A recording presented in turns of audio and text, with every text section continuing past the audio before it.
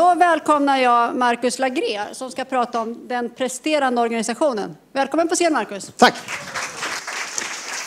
I was asked to hold this talk in English, so it'll be in English. My name is Marcus. I work for a company called Snowdrop. We help organizations move in a more collaborative and performance-oriented direction, and that's the topic of this day's talk. The Preforming organization, or the clickbait title, How to Become Agile Without Using the A Word. So we are not going to talk so much about frameworks today or ways of working, but more about what behaviors do our organizational structure and processes promote. And the first question that we need to ask ourselves is, I like to talk about this from three different types of organizations. The one that focuses on personal influence and power.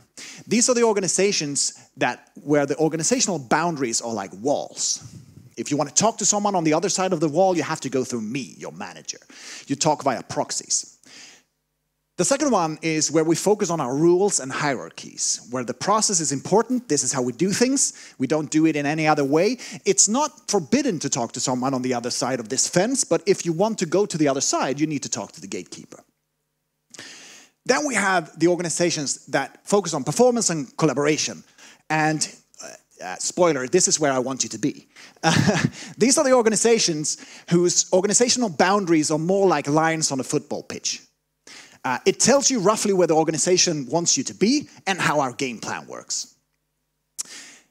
Now, this is a gliding scale, so most organizations are neither here nor there. There are different aspects of this which places you on this scale. And the first thing we need to ask ourselves is, how do we get things done? Do we get things done through individual achievements or through mature and autonomous teams? And my colleague Jimmy will talk about the bottleneck hero, and that is all about individual achievements and relying on individual achievements to get things done. There's nothing wrong with individual achievements, but if that is the only way that we can get things done, we can't scale it. We can't speed it up. We have bottlenecks everywhere. So we do want to, if we want to scale things or accelerate things, we do need to have mature teams. So we don't want to have project teams where people work a little bit here, 25% there, 30% here. That's not how you build a team.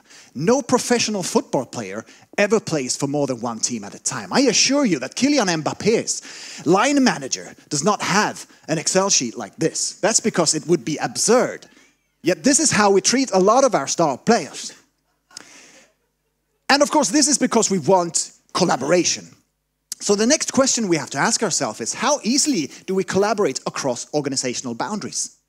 And every company that I come to, they usually say, well, here, everyone is expected to help out. If someone asks you for help, you're expected to help out. Unless, of course, it's more than a half-hour Teams call, then you need to have the correct project number to report your time on. Then they realize that this project is actually for from another department, so you need to make a formal request for resources. And that'll be in 3 weeks. Fill in this form and wait 3 weeks and we'll get back to you. And then they realize, ooh, the budget is running out. And all of a sudden, you're communicating via proxies and someone way up there in the organization is deciding who gets to collaborate down here. This is not a situation that you want to be in. Because there are two aspects to collaboration. The first one is the purely mechanical. I have 2 hands, you have 2 hands. If we collaborate, it'll go faster. That's the mechanical aspect of collaboration. Then there's the organic aspect of collaboration, which is how does information and knowledge spread throughout our organization? So that is the next question that we have to ask ourselves. Do we have, over here you can see that it's a very active attitude towards information, and over here it gets even more passive. And this is, of course, even if this is not going to be about agile, this is where we have our open demos, for example. This is where we are being transparent and we're actively sharing our status through public burndowns so that anyone who actively seeks the information can find it. Likewise, we have our wikis where we share our how-tos and things like that. We're active in our information sharing and our information seeking. Then the further to your left that we get, the more passive we become. This is where the leadership sit in committees, awaiting status reports. They review the yearly employee survey, and as long as the figures are not entirely crap, things are fine. And the further out that we get to the left there, well, then we reach the wall. And the reason why we want to information to spread quickly in our organization is, of course, to spread the knowledge so that we have a lot of knowledge in our organization. But from a leadership perspective, we want to find out whether there's problems.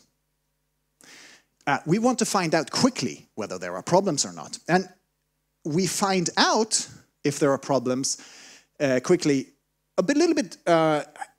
it depends a little bit on how we actually react to problems. So over here, we have fully autonomous teams. They won't even tell you that there is a problem. They might say there was a problem, but we solved it. And then way over here, we're more interested in who's to blame for the problem than actually solving it. Then there's this, who owns the problem? And we discussed that. And this is really only talking about whose budgetary responsibility is it to solve this mess. So these are different ways of thinking about problems. Now this guy, he won't get to know about problems early. People will hide that information for him as long as they can. And when we find out that there is a problem, how do we react to it? Or how do we react for a need to change? Over here, we're kind of like, no, this is my decision. I make the calls here. And anything that will harm my personal influence of this organization, that will be a no. And of course, we have the organizations who go, yeah, you know, that won't work here because that's not how we do budgeting, for example.